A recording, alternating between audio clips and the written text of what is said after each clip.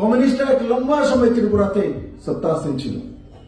যদি সরকারি চাকরির জন্য বলি, কমিউনিস্টকে আপনারা সরকারি চাকরির জন্য কি করেছেন? যারা সরকারি চাকরি করে তাদের আন্দোলন করেছেন, ইউনিয়ন করেছেন, হগব করেছেন, চাঁদা নিয়েছেন, প্রতি মাসে বিনা চাঁদা বেসিক পেয়ের উপর চাঁদা নিতেন। ভারতীয় জনতা পার্টি আসার পর আমরা বেসিক পেয়ের উপরে চাঁদা নিই না, মাসে মাসে কোনো এমপ্লয় থেকে চাঁদা নেওয়া হয় না।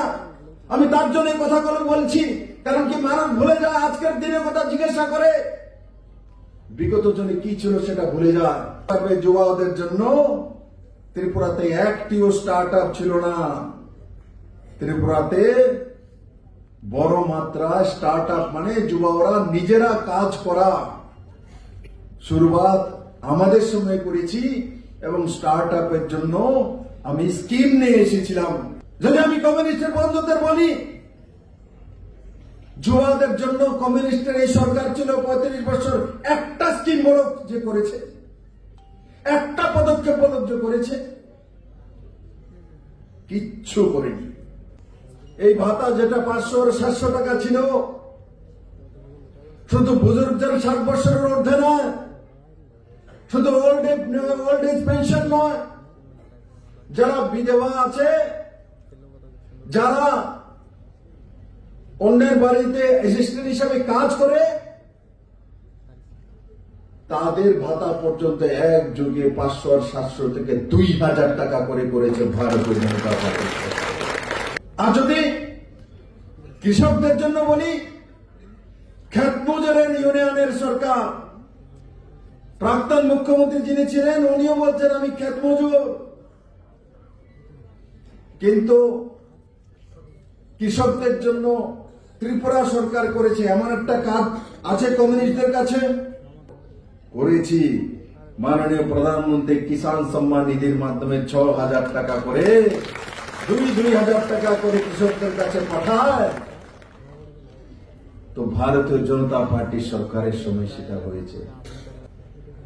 আচ্ছা আমাকে বলুন তো, কমিউনিস্টের 25 বছরের শাসন ছিল ক্রমাগত, তার আগেও 10 বছর, 35 বছর। কমিউনিস্টরা এমন কি কাজ মহিলাদের জন্য করেছে যার জন্য কমিউনিস্টদেরকে নারী সমিতি মনে রাখবে? আমার মহিলা মোর্চার কার্যকর্তারা যদি কমিউনিস্টের কোন নেতা যদি বলে ভারতীয় জনতা পার্টির সরকার হওয়ার পর আমরা তো কোনো কিছু করিনি, ঠিক আছে,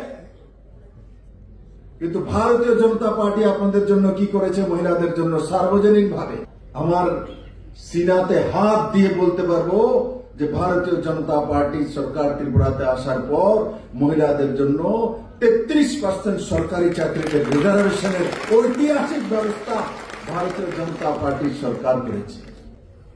33% রিজার্ভেশনের ব্যবস্থা কমিউনিস্ট কংগ্রেস করতে পারেনি, নরেন্দ্র ভাই মোদী, অমিত ভাই শাহ সরকার করেছে। কিন্তু কমিউনিস্টদেরকে তো জিজ্ঞাসা করতে হবে যে নারী শক্তির জন্য কি করেছেন আপনারা, একটা উদাহরণ তো দিন। ওই 12 টাকা 13 টাকা পার কিলো ধানের কিলো, আর ওই 19 টাকা 15 পয়সা নিয়ে গেছে ভারতীয় জনতা পার্টির সরকার। তো যুব মহিলাদের জন্য বলি, তো এসএসজি গ্রুপের মাধ্যমে, যেখানে ত্রিপুরাতে পুরনো সরকার থাকাকালীন মাত্র 6000-এর কাছে এসএসজি গ্রুপ ছিল, আজকের দিনে 60,000-এর উপরে 60,000-এর উপরে এসএসজি গ্রুপ আছে, আর তার মধ্যে লগভগ 4 লাখ মহিলা কাজ করে, যারা ব্যবসা বাণিজ্য করেন। তাদের জন্য আজকে নরেন্দ্র মোদী সরকার কত লক্ষ টাকা পর্যন্ত ইনকামে ট্যাক্স ফ্রি আছে? 7 লক্ষ টাকা পর্যন্ত ইনকাম করলে ব্যবসা বাণিজ্য করুন, আপনাকে ইনকাম ট্যাক্স দিতে হবে না, তার ব্যবস্থা ভারতীয় জনতা পার্টির সরকার করে দিয়েছে।